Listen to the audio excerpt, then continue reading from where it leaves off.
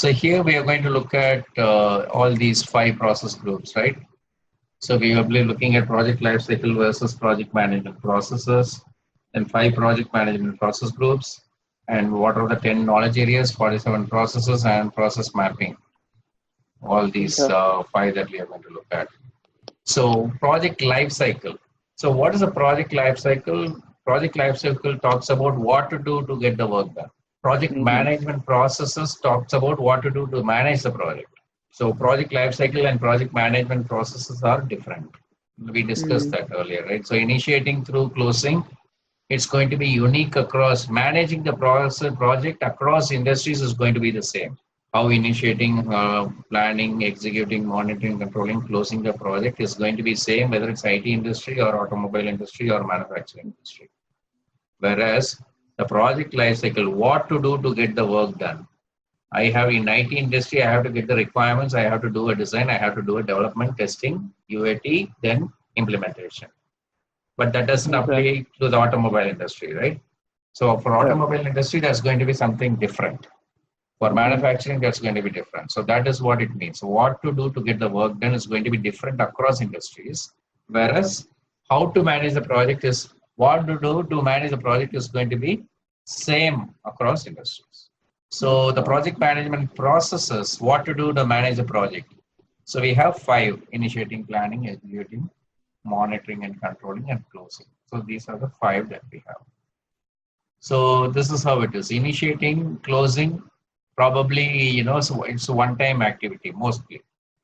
Mostly, predominantly, it's one-time activity. Whereas planning and executing is a cycle within the monitoring and controlling process. If you look at the diagram here. So Gotcha. monitoring and controlling, whereas because planning is not a one-time activity. Throughout the life cycle of the project, you'll be doing planning, you'll be executing. So while executing, while monitoring and controlling, you may come up with new requirements. So you may have to go to planning again and then execute again. Maybe you get a change Gotcha. request, you go you do a planning, then execute, right? So that's Yep. the reason it is a cycle. It's a cycle, and then closing is one-time activity. You don't, there is no cycle of closing. Yeah, it is possible. There could be multiple closing. If in a project you have multiple phases, then the whole of these things will be a multiple cycles again, because for every phase you will have initiating and closing, right? Mm-hmm. So it's possible in a project. So these are the 5 process groups. This is the standard diagram that is given by the PMBOK. And you can always see that planning and executing, one thing to remember is not a one-time activity. And this is how, the time and level of process interactions takes place, because all these process groups overlap each other. Initiating Mm-hmm. will have, if you look at all the diagrams, initiating, planning, everything overlaps each other during the course of the project. It's not like something very sequential, or, there could be a level of process interaction. If you see this one, the bigger dot here, if you Mm-hmm. see, it goes up until the monitoring and controlling comes down. Whereas Yep. initiating processes, it will go up and then it comes down. There is no initiating. Maybe there is something that is in the monitoring control group, it comes down. Yeah. So every single thing, it is overlapping here. That's what it is saying. And this is the project management, one single view of the entire matrix. Like here you see the knowledge areas. So this talks about all the Mm-hmm. 10 knowledge areas.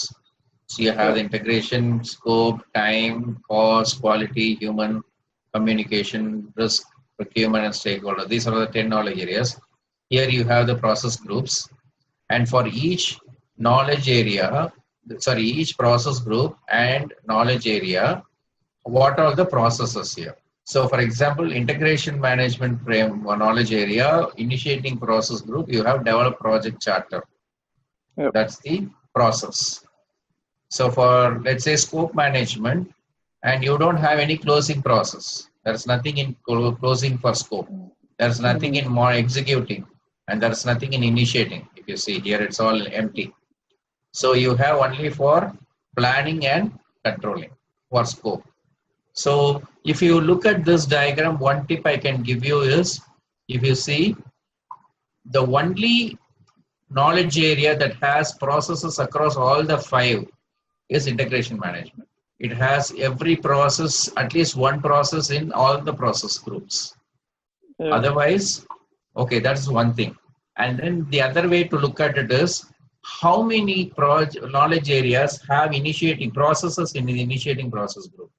Say, for example, stakeholder management and integration management. These are the only thing that have initiating process group. Otherwise, all these things are empty. Yep. Similarly, for closing, all these are empty. Only integration management and procurement management has closing. So even the stakeholder management here, it is empty, right? So from exam perspective, right?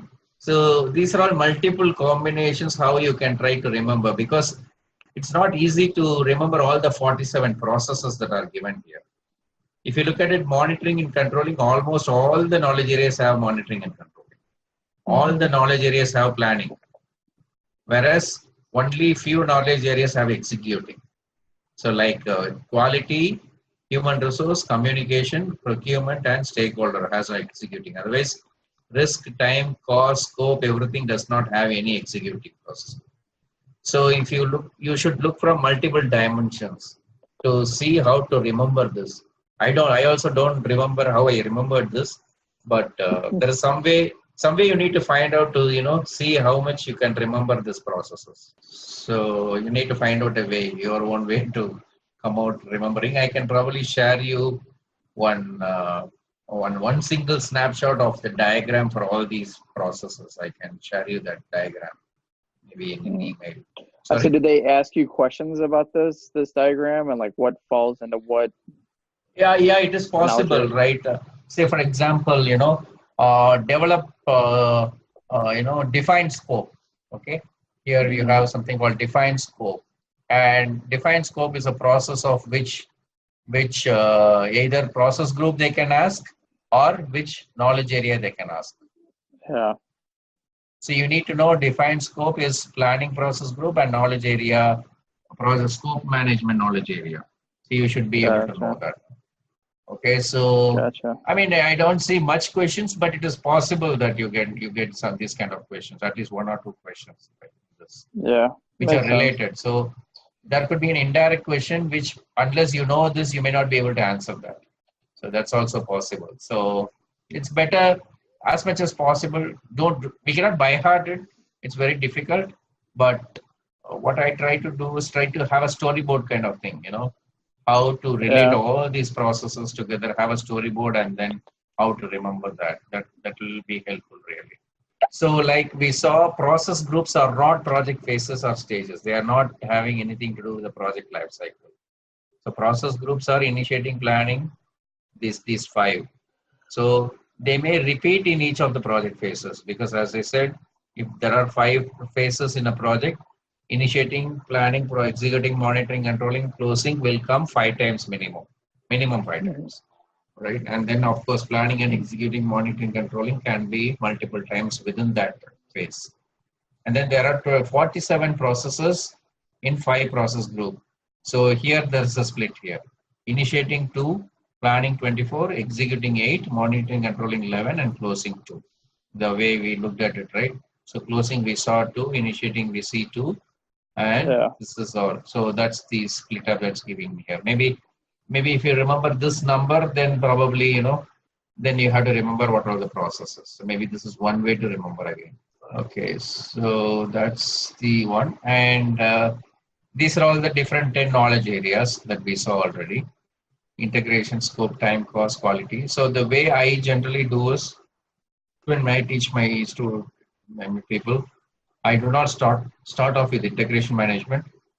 I start off with scope management, time, cost, quality, and then finally come to integration, because when we talk about integration, we have to integrate all these 9 knowledge areas together. And then, so initially talking about integration may be a little bit confusing. What are we trying to integrate here? So we will talk about the scope, time, cost, everything else. And then finally, on 4th day, we will talk about integration management. That will be much easier for us to understand. There are two major categories of project processes. One is project management processes and product-oriented processes. So we saw that already between the project lifecycle and product lifecycle. This is the key term from process point of view. So project management processes is common to most projects most of the time, because as I said, it's going to be common across all the industries most of the time, right? Ensures effective flow of the life cycle of the project. That is what the project management process is. That is initiating and other things, process groups. Whereas product-oriented processes defined by the project life cycle and vary based on the application area and phase of the project, because it depends on the project life cycle, and also, you know, based on what type of product you are going to build. So it all depends on, so that's why we call product oriented processes. So, you know, every phase the process is going to be a little bit different here based on the application and the phase of the project. So the process groups we saw already, the initiation, planning and executing. Of course, if you cannot plan, you cannot do it. Planning is only process group with a set order. So obviously, minimum you need to have this planning. So whether you have closing or monitoring and controlling, but without planning, there is nothing that can happen, right? So these are the minimum three that you need to have. But always from PMI point of view, when there are questions, at least these three should be there. But if you're talking about process group, you should include all five. But these are the minimum set that you need to have. Then we have this monitoring and controlling and closing. Yeah, so this initiating, planning, executing, monitoring and controlling and closing. So what does the initiation talk about? Processes performed define a new project or new phase of an existing project by obtaining authorization to start the project or phase. Here, this is the definition. All these star keywords are the definition from PMI. So what it means is, for initiation, you need to have some kind of authorization to start a project, some kind of authorization.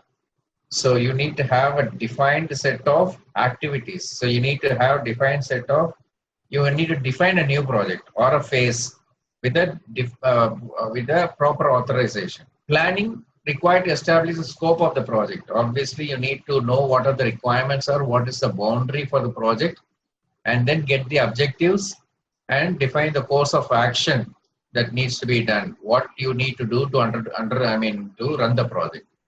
So executing is going to talk about whatever you have planned, you need to execute. You have to complete the work defined the project management plan.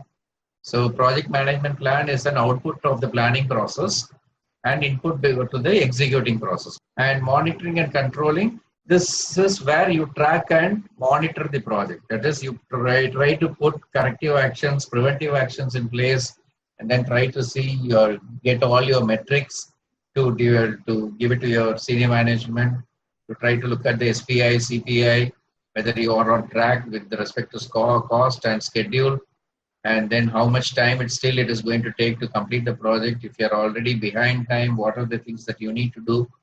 So all these factors come into monitoring and controlling. And then finally, closing performs all activities across process group to formally close the project or phase. So this is the phase where you ramp down all the resources, you finally deliver all the deliverables to the customer, that is the accepted deliverables, and then you'll document the lessons learned, and then finally close any procurement activities, because you may have a third-party supplier who might have given you. You may have a vendor, sub-vendor that you may have within the project. So you close all the contracts and then close the project. Yeah. So, okay. Okay, so this is another, input, and what are the actions that we take during the process group, initiating process group. Have you heard about SOW? Yeah, statement of work. Yeah, you know that, right? Statement of work is one of the inputs. So for you to initiate a project, you need to have an SOW, right? You need to have an SOW. You need to have either an SOW, or you need to have some kind of agreements. Or if it is a product, you need to have a business case. Then obviously your EEF and OPA is going to be your input, and then any procurement documents, that's also going to be an input for initiating a project. So what are the actions that you're going to take during initiation? you have to review the statement of work and business case. So that's one thing you are going to do, and clarify the assumptions and constraints, because during initiation you may have a lot of assumptions, right? So you have to clarify all the assumptions and any constraints that you may have. Then find out whether the feasibility of the project, whether you can run this project or not, whether you can develop this project or not. So you establish a feasibility based on SOW and other business cases, and then identifying the key stakeholders of the project.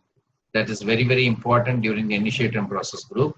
And then confirm the organization willingness and capability to work on the project.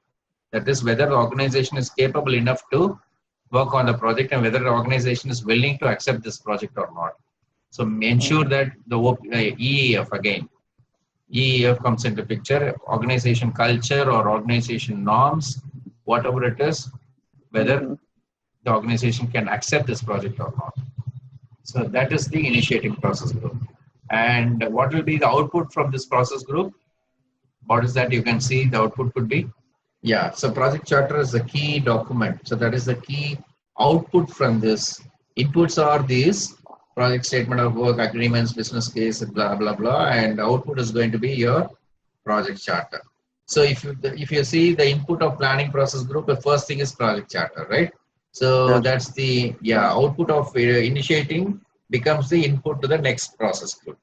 So project charter is the input here. Requirements is the input, because for planning you need to have a requirements. Then you need to have a stakeholder register, because in the initiation you identified all the stakeholders, right? So stakeholder register will also be part of the output from initiation. So that becomes an input to planning process group. Then stakeholder management strategy, how you are going to manage the stakeholders. That is also going to be an input here, which is an output from initiation, because even during the initiation itself, you identify the stakeholders and you also try to see how you are going to manage those stakeholders as well. Okay. So that's then obviously your organizational process assets, because based on all your lessons learned and all your standards, templates, everything you may have from the previous projects that will be used for the planning purposes. Your enterprise environmental factors, which is nothing but again the organization structure, culture, any political or any market situation or any regulations that's going to really affect your planning.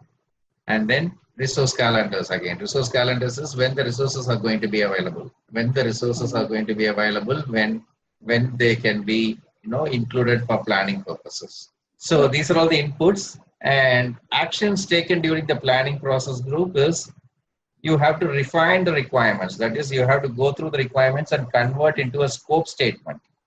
Because the first thing is you need to arrive at a scope, right? Because the scope statement is the first thing, and then that scope statement should be divided into a WBS. So you break down the scope into WBS. Okay, so that is nothing but WBS is nothing but a collection of all put together will become a scope for you. And get stakeholder approval and buy-in, because when you are planning, you need to have the stakeholder approval for everything, and their buy-in is very, very important, because stakeholders buy-in is not there, obviously they are going to really trouble you during the project execution.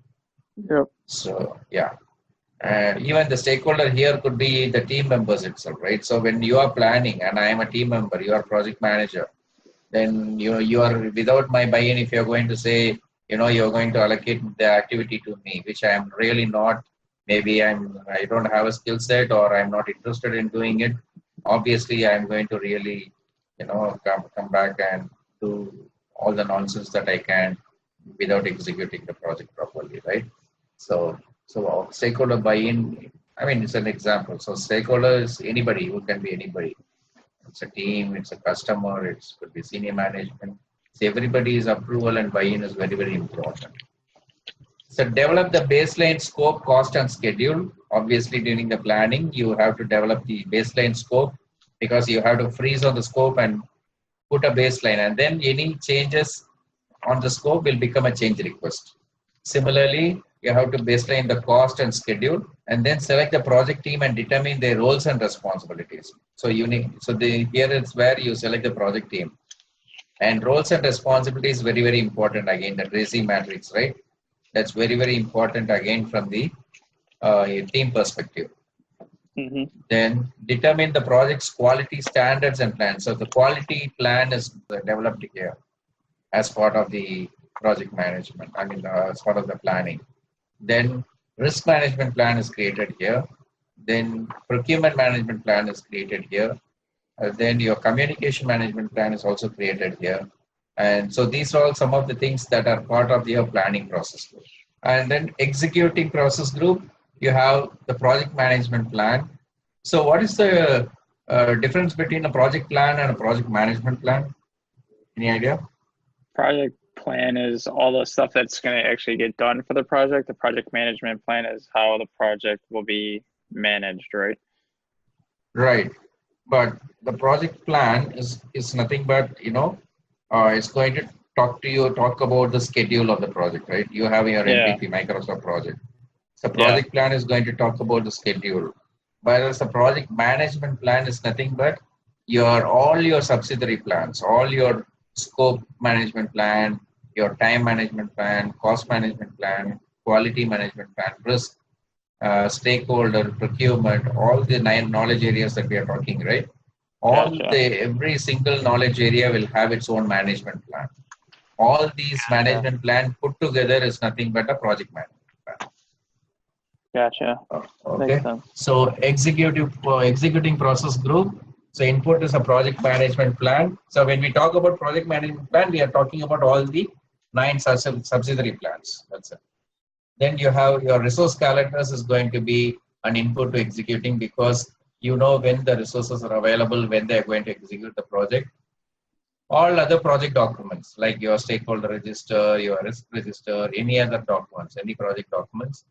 And then enterprise environmental factors, seller proposals. Seller proposal, why is it coming here? Because if you are procuring, right, when you're doing any procurement during your project, so obviously the proposals are going to be part of the output planning. And then their proposal is going to be input for you to go and identify which seller you are going to select, who's the vendor you are going to select. So that's the reason isn't why that kind of like isn't that like an RFP, like a request for proposal? Yes.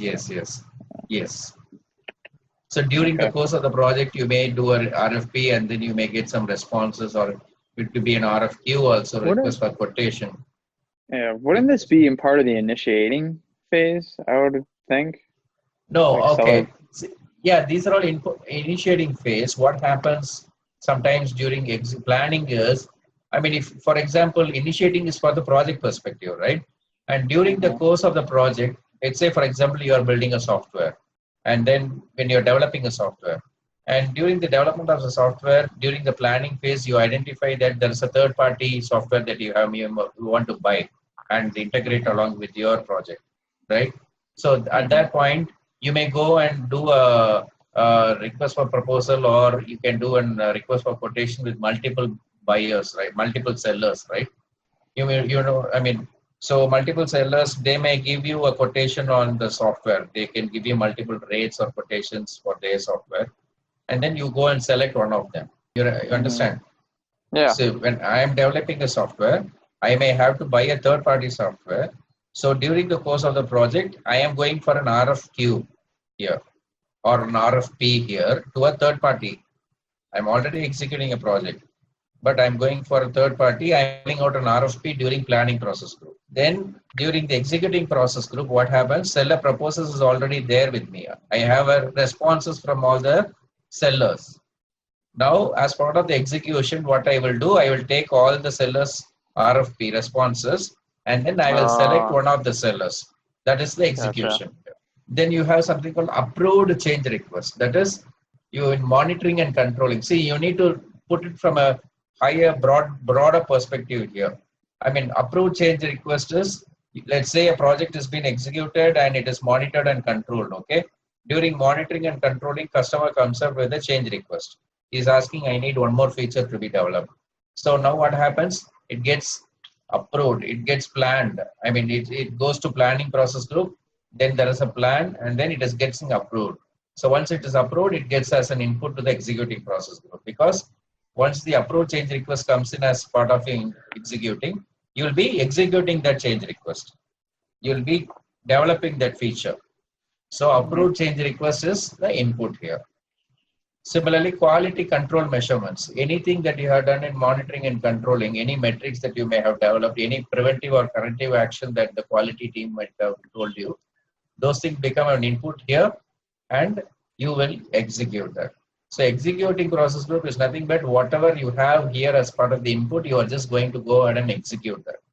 Make or buy decisions, whether you are going to make the software or you are going to buy the software, right? You are going to execute that. You are going to execute whether make or buy. Okay. So these are all some of the inputs.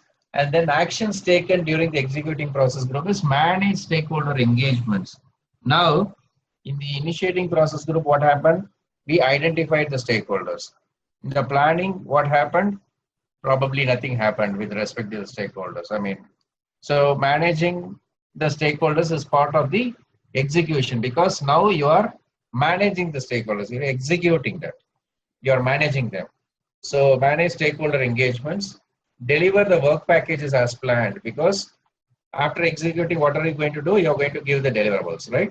So that's the deliver the work packages as planned, because as planning, in the planning process group, you have a project plan stating that these are the work packages that will be delivered in these dates.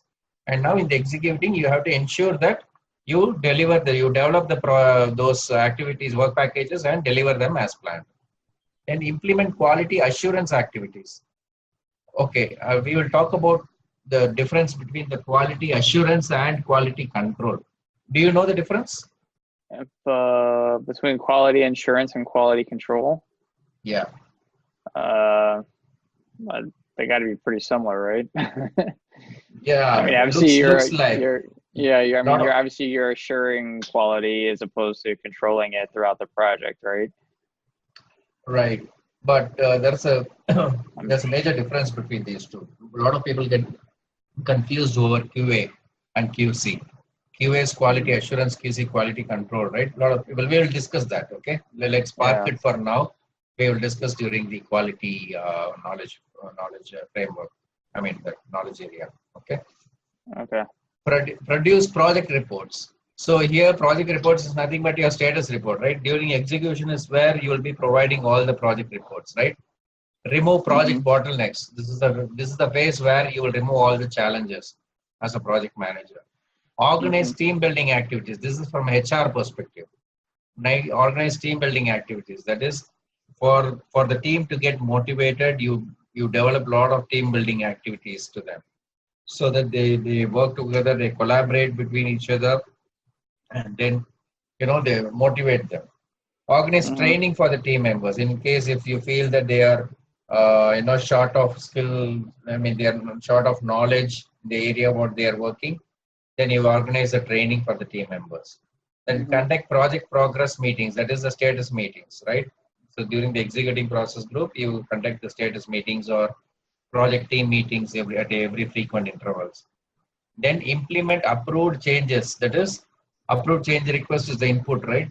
Now you go ahead and implement all the change requests, and then take corrective or preventive actions and defect repair. In case if there are any issues, if there are any defects, you start fixing those defects. That is part of the execution again.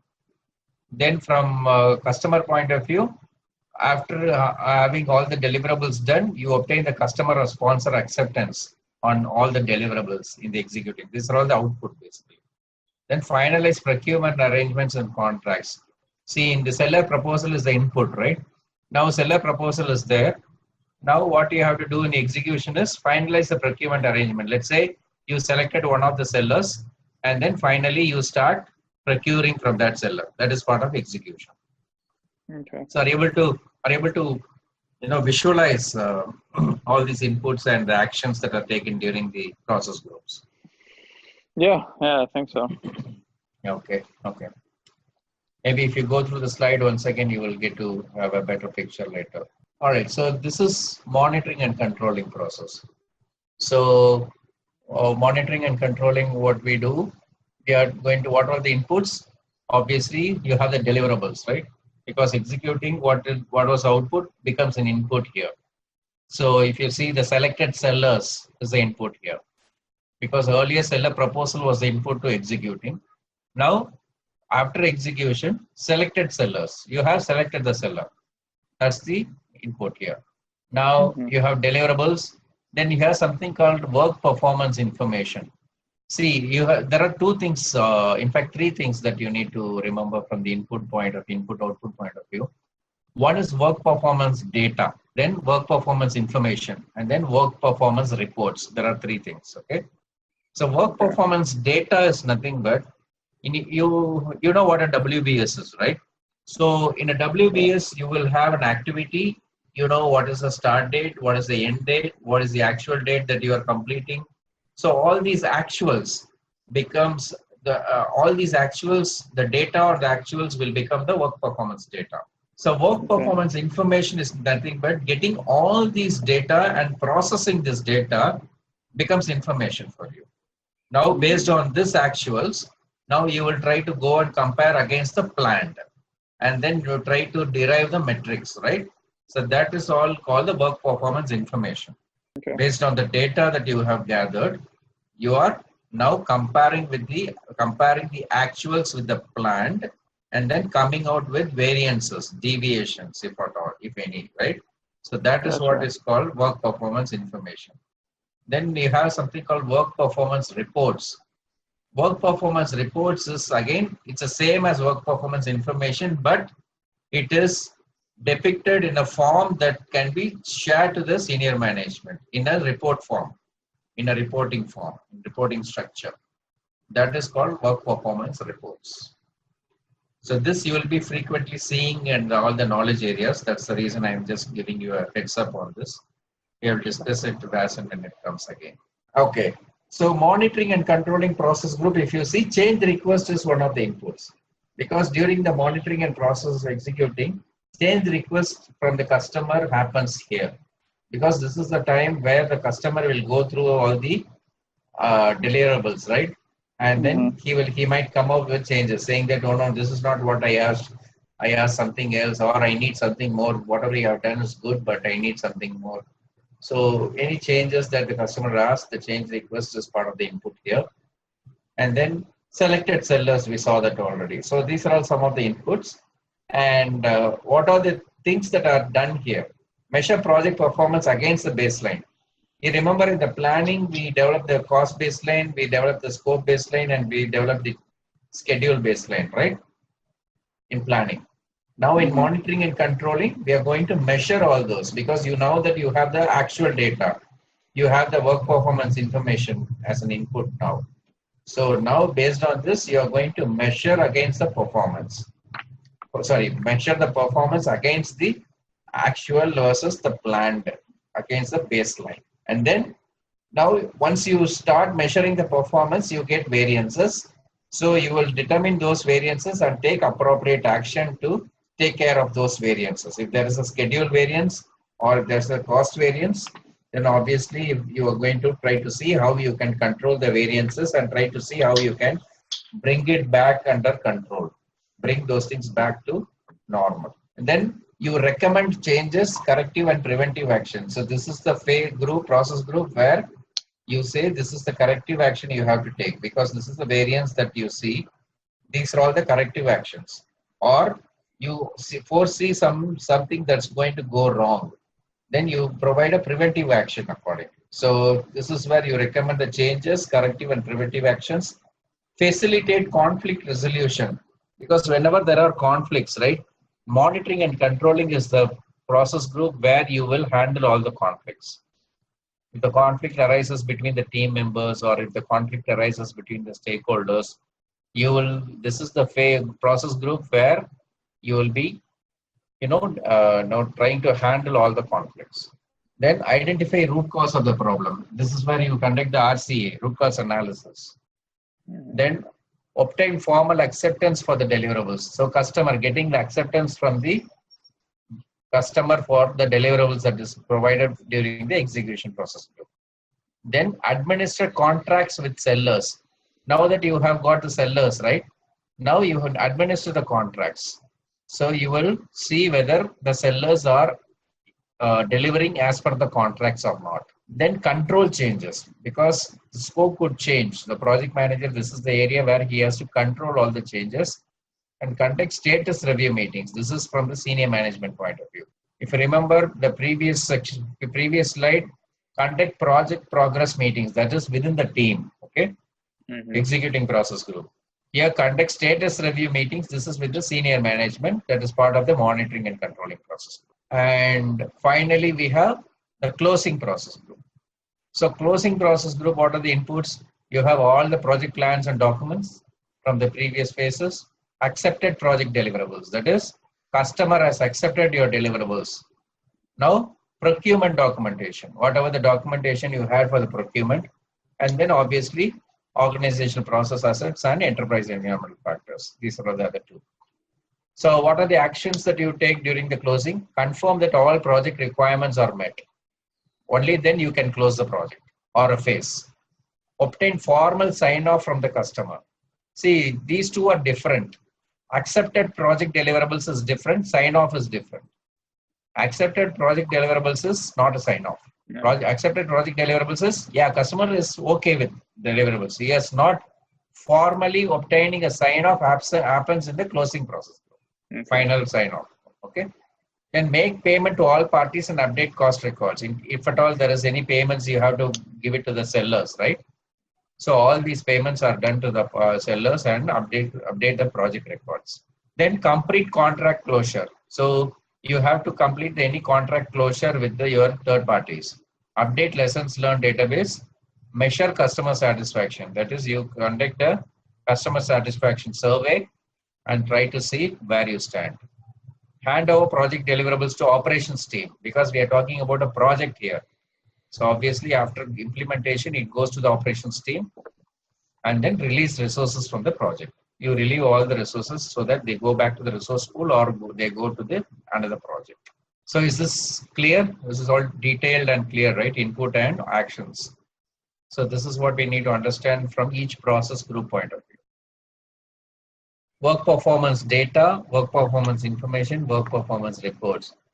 See, raw observations and measurements identified during activities performed to execute the project. That is work performance data. That is raw data, like what is the actual start date, what is the actual end date, what is the planned start date, what is the planned end date, what is the how many number of resources, what is the time taken. All these are raw data, raw observation. That is work performance data. Then performance data collected from various controlling processes, analyzed in context and integrated based on relationships across areas as work performance information. That is, you try to analyze the data, whatever the raw data that you have got, you start analyzing and putting into a perspective as information. See, we always know data, processed data is information, right? So the work performance reports, physical or electronic representation of work performance information compiled in a project document. As I said, depicting in some form so that can be given to the project manager. Sorry, to the executive team. Okay, so that's it. And all right, so these are the things that we have seen: project management process groups, knowledge areas, process, and then 5 process groups, input and output. All right, have a great day today. We'll meet tomorrow morning. Thank you. You too. Bye. Thank you. Yeah, bye.